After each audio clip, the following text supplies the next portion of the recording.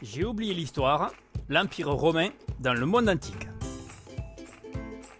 Dans cette troisième partie, nous allons parler de Rome. Nous allons nous demander quels monuments font de Rome l'Ourps, c'est-à-dire la ville d'entre toutes les villes. Nous allons jouer au rébus, qui devient pour Rome le Rémus, le frère de Romulus. Pour retrouver des lieux ou des monuments de Rome, je te donne des indices et surtout, tu n'hésites pas à arrêter l'image car ça va très vite. Un monument à fonction religieuse. Mon premier, c'est ce que t'indique la météo. Mon deuxième, tu sors ton parapluie quand il... C'était le temple, un bâtiment construit pour un dieu.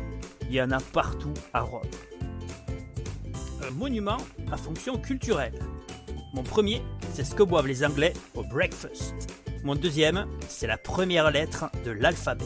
Mon troisième, c'est un TER qui a déraillé. Le monument à fonction culturelle est le théâtre. Ici, le théâtre de Marcellus, sur les bords du Tibre. Un monument à fonction de loisir. Mon premier, c'est Amphi. Mon deuxième est le nom du monument précédent. Le monument est l'amphithéâtre. Le Colisée, c'est 50 000 spectateurs, le plus grand amphithéâtre du monde. Et ça dépote.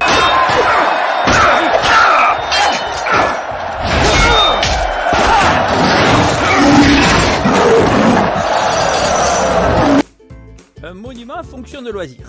Mon premier, c'est la lettre qui suit le H. Mon deuxième est ce qui contient le yaourt. Et mon troisième, c'est un drone avec un M. La réponse est l'hippodrome. Le cirque Maximus accueille 250 000 personnes qui regardent des courses de chevaux presque comme ça.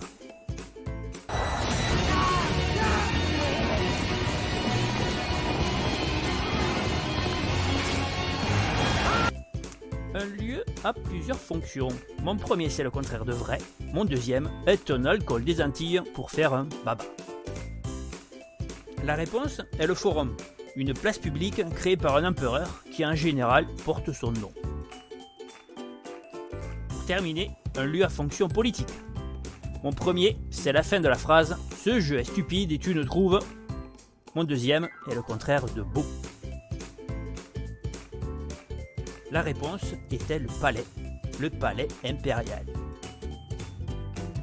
Au prochain épisode, nous verrons la romanisation. Et comme on dit en Italie, ciao!